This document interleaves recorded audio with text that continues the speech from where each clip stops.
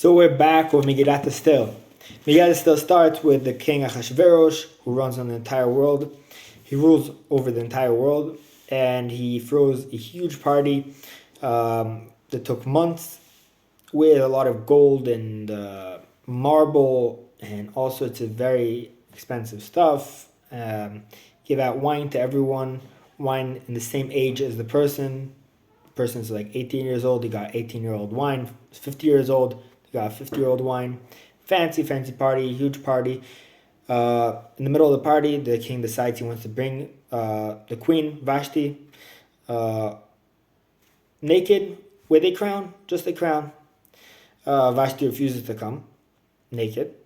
So the king sends his servants to kill her, to hang her. After the king Achashverosh calms down after the party, he realizes what happened. Now he doesn't have the queen Vashti anymore. So he sends messengers to go and find a new queen in the whole kingdom. They go, they find all the pretty young women, and then the story moves to a different part. There's a man called Mordechai who exiled from Jerusalem years before, and this Mordechai he took in his cousin Esther, his uncle's daughter, because both her parents died when her mother got pregnant. Her father died, and when she was born, her mother died. So Mordechai takes in Esther as a daughter. Then there are opinions that eventually they get married.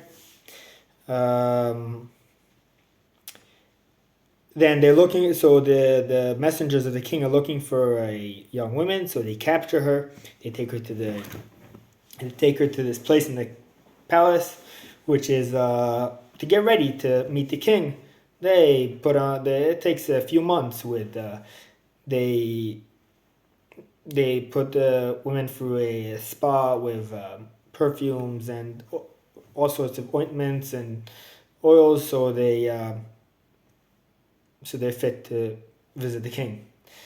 The person who's in charge of this sees Esther right away. He says he knows she's fit for the king, puts her through the whole process really quick, and he sends her to the king. King sees her, first glance, that's it. I want to marry her. So he makes a big party of Esther, his new queen. And in those days, so her cousin Mordechai, he hears she became a queen, so he goes to the palace and he hangs out over there to find out if everything is okay with Esther. And every day he checks out how is everything going. He's sitting there and he hangs out in the palace. One day, as he's hanging out in the palace, he hears these two servants of the king who are talking between themselves, and they want to poison the king. So he sends to Esther right away, go tell the king Achashverosh that these two servants want to kill him. She tells the king checks the story, and he finds out that it's actually true. These people wanted to poison the king, and he hangs them both. And he writes it in this book of memories. After this, there's a guy called Aman, one of the servants of the king. The king puts him in a very high position, and when he goes out, everyone in the street has to bow down to him because he's a very high position. But there's a man there's one of the people in the kingdom who doesn't want to bow down to him. This man is called Mordechai, this cousin of Esther. He doesn't want to bow down to Aman. Why? There's a long story. We're not going to get into it. But in short, in the past, Aman and Mordechai were both in the army together. And Aman didn't have any food. So he sold himself as a slave to Mordechai so that he could get some food. So Mordechai every time a man passes by and he needs to bow down, he just shows him the shoe. Oh, so in this, when when a man sells himself as a slave to Mordechai, he writes at the bottom of his shoe this contract that he's going to be a slave. So every time a man passes by, Mordechai picks up his shoe and shows a man this contract that he wrote to him that he's actually a slave. A man gets furious. So what is this all worth to me, all this fame and honor, when this person doesn't want to bow down to me and he just shows me that I'm his slave? He thinks I'm his slave. He decides he wants to kill the entire Jewish people. He goes to the king and he tells the king, what do you need these Jewish people for? There's this nation around your kingdom. They're all scattered. They have a different language. Just kill them. And also, I'll give you a little ransom as well. He gives the king a little ransom. And the king decides, it's all good. Give me money. You could take my stamp of approval, take the ring, and do whatever you want with the Jews. So so Aman takes the stamp of the king. He decides he's going to do a little raffle to see when to kill the Jewish people. So he makes a raffle, and the raffle falls out on the 13th day of the month of Adar to kill the Jewish people. So he sends messages to the whole entire kingdom that in this day next year, the 13th of Adar, this coming 13th of Adar, the whole world, the whole kingdom, could kill the Jews. The king came out of he puts out a message for the whole kingdom. The king said to kill the Jews on the 13th of Adar. Mordechai hears this and he gets he's very worried. He tears his clothes. He puts on himself a sack and ashes on his head. He starts going around the streets, shouting and crying. So the Jews know to start praying that the Jews are in danger and they should start crying. So he goes around and he tells everyone that the Jews are in danger and they should start crying, and they should start praying that stuff should change. So Esther, his niece, his cousin niece, she hears this that Mordechai is going around the street with torn clothes and a sack and ashes on his head. So she sends her servant with clothes to change Mordechai, so he shouldn't go around with this. And Mordechai tells the slave, he sends her a message. He says, with the whole story, what's happening, and she should pray. So she tells Mordechai, she should go and speak to the king and do something about it. So Esther tells Mordechai, I can't go to the king. I can't just go to the king and ask him to do stuff. No one could come to the king without being summoned. And if Esther just goes to the king without being summoned, he could kill her. So Mordechai tells her she doesn't want to go. So Mordechai tells Esther, yes,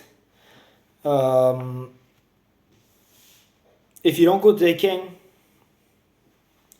in this time when the entire Jewish people need you, the Jewish people will get what they need from a different source. God's going to send if God wants to save the Jewish people, it doesn't have to be through you. If you don't want to help, God's going to find a different way of helping the Jewish people.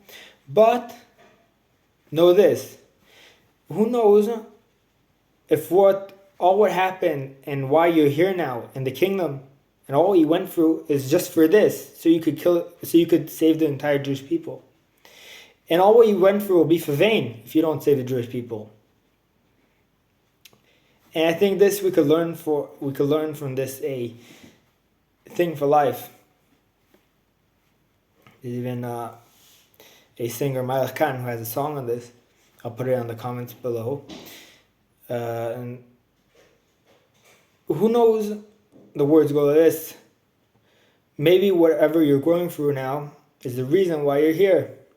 Mordechai tells Esther, who knows why this whole thing that happened is for this moment exactly, that you could do this thing, the special task of saving the entire Jewish people. And each person, I think, in the world goes through stuff. And you don't know why am I going through this now? Why? You should know that you're going through this specific thing in life, it has a reason, and it's something that only you could do in this situation which you are in now. So Mordechai tells her, maybe this whole thing what you're going through now is the reason why you're here. This is the reason that you came to this place, is to save the entire Jewish people.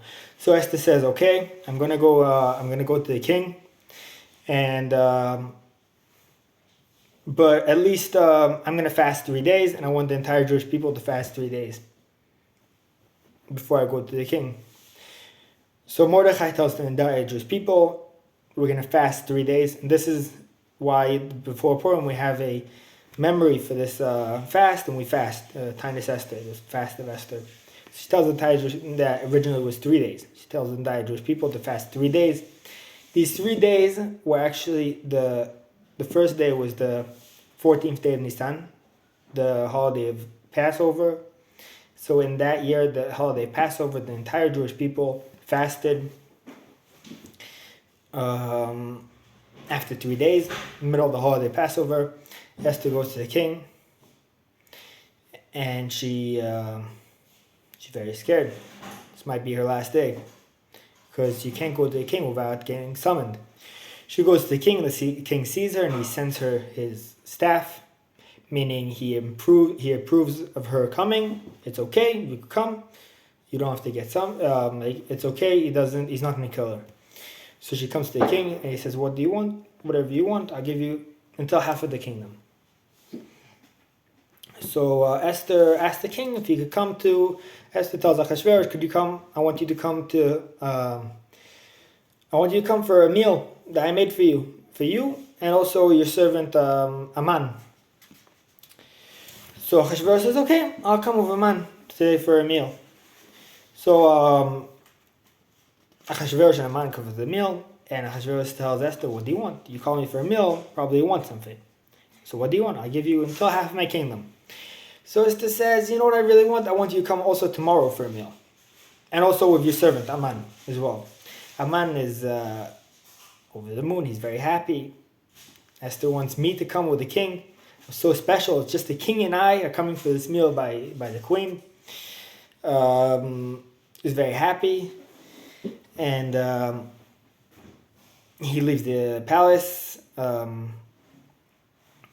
knowing that tomorrow he's going to come to a meal by Esther, just him and the king. So he's very happy. And then he sees Mordechai outside, and he gets furious. He's like, why does he have to ruin my day? This Mordechai doesn't want to bow down to me. And he shows me his shoe. He comes home and he's furious. He tells his wife. His wife tells him, listen, I have an idea. You make a big tree and tell the king to hang Mordechai on this tree. So he thinks it's a great idea. He's going to go to the palace and take a big tree, build a big thing to hang Mordechai from. So the next night he goes to the palace and he starts building a big tree. He takes the tree, starts making a big thing so Mordechai get hung on it.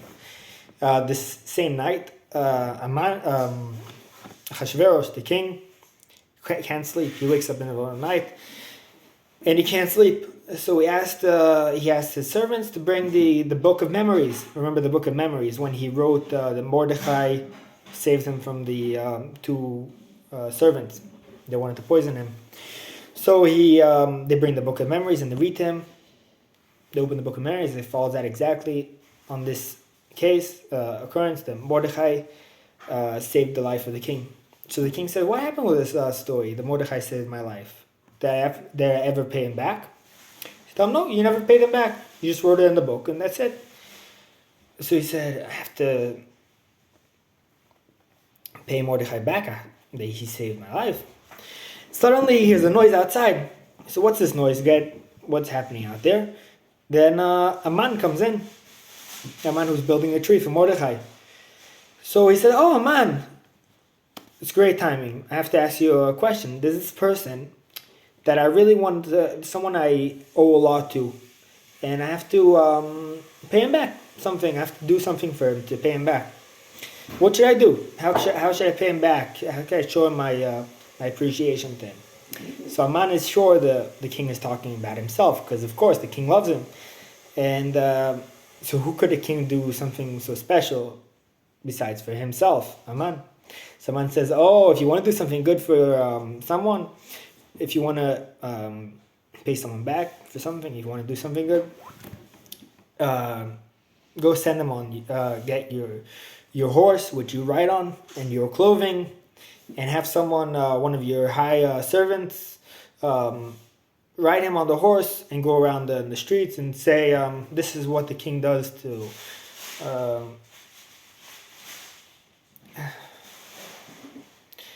who the king admires. This is what the king does to who he admires. So Aman and Aman is sure that the king wants to do it to himself. So he's telling to Aman. So Aman is saying, you should do all this stuff. So the king Ahasuerus tells Aman, okay, so great idea. So all this what you talked about, put on to wear the clothing of the king and use the horse of the king and have one of the big and go riding around the streets of the city, saying this is what the king does to people which he admires. Go to Mordechai and do all this to him, have him wear the clothing and walk him around with my horse around the streets of the city, and say this is what the king does to people who admire. And Aman doesn't understand what happened. I thought the king wants to do this to me, and now he's going to do this to my enemy. So what can he do? The king told him to do something. The king told him to do this. So he goes and he takes Mordechai, he puts him on the horse, and they go around the city, and he says, this is what the king wants. He goes taking Mordechai on this horse of the king. Mordechai is wearing the clothing of the king. And he says this is what the king does to people which he admires. After this, taking Mordechai around, he comes home furious, doesn't understand what happened, why is this all happening to him. Then suddenly the servants of the king come and they're like, what are you doing? You're late to the meal. You have to come to the meal by Esther today. So they pull him, they take him to the meal by Esther, they take Aman. Aman didn't sleep the whole night. He has to take Mordechai on the horse. And now they pull him to the meal. He comes to the meal. And in this meal by Esther, the king asks Esther for the second time, what do you want? You called me for a meal once. You called me for a meal the second time. So what do you want from me? I'll give you whatever you want until half of my kingdom. So Esther says to the king Ahasuerus, you know,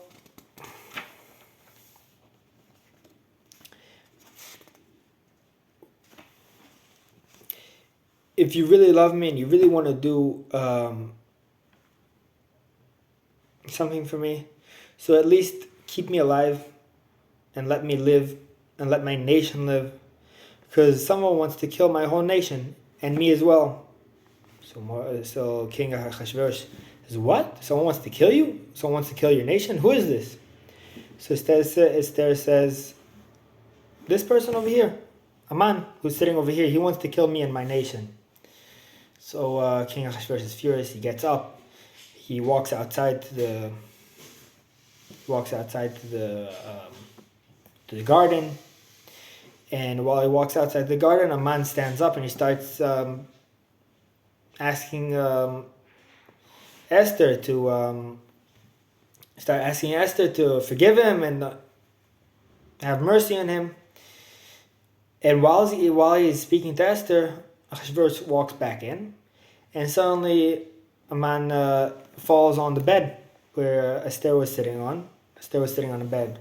Back then, people had meals on beds, like in Roman times.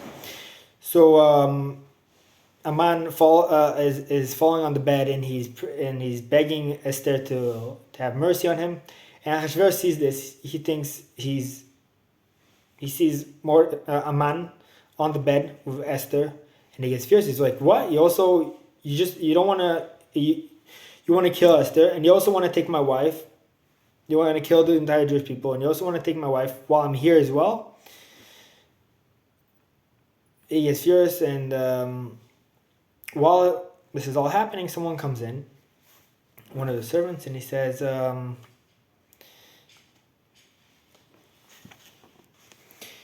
there's this tree out here outside that Aman built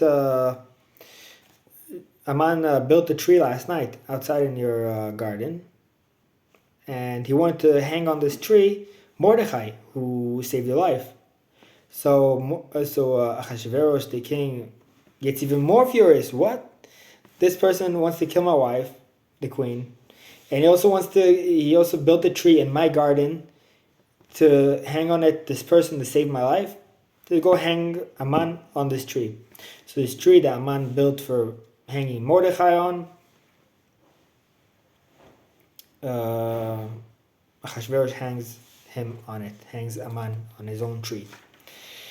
So after this case, the king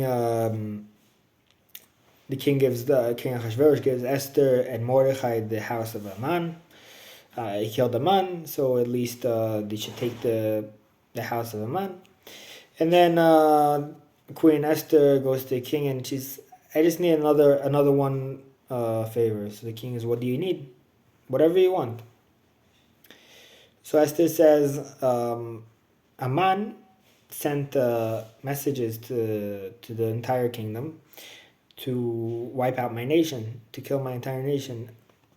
Can you do anything about this? Could you send another message to cancel it?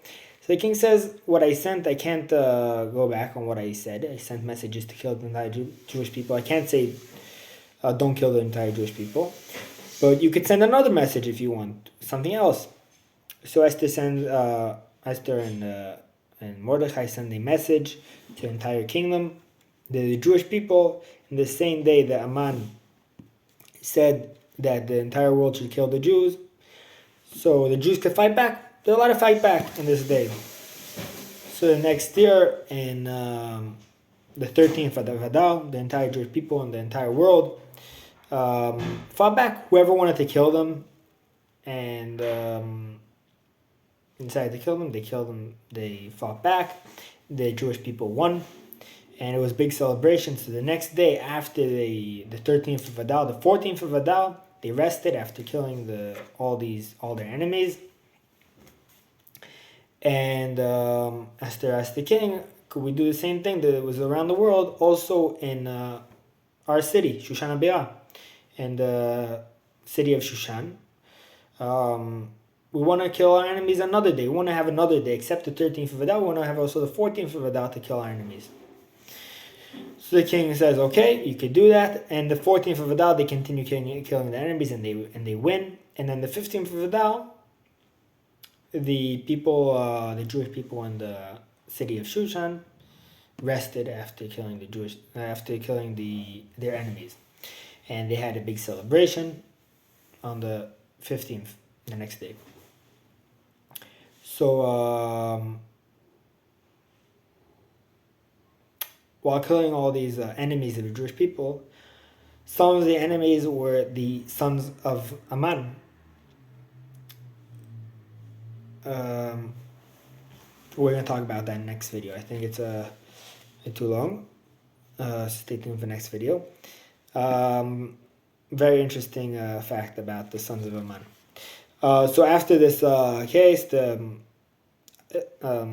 Mordechai and Esther institute for the Jewish people a new holiday on the 14th and the 15th, the 14th of Adar, because it was the day after they had the war and beat all their enemies.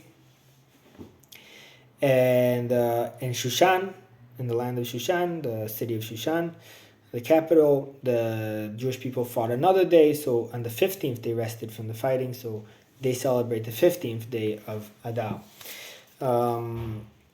as Purim. And they institute a few mitzvahs to do in Purim. So one mitzvah is to give Mishlach Manot, Ish L'Reu, giving presents, meaning presents of food. Each person gives to their friend presents of foods, and giving presents to the poor people, giving money to poor people. and celebrating, having a meal. There's three mitzvahs to do in that day. Then after that, they also institute that they should read, the Jewish people should read this Megillah. They wrote this whole story on a, they wrote this whole story and they instituted that the Jewish people should read it every year. And that's basically the story of the Megillah. Very short and concise, but I'm sorry it was this long. But have a wonderful Purim, whoever stayed this long in the video and then stop in the middle. But have a wonderful Purim, and we'll see you next video.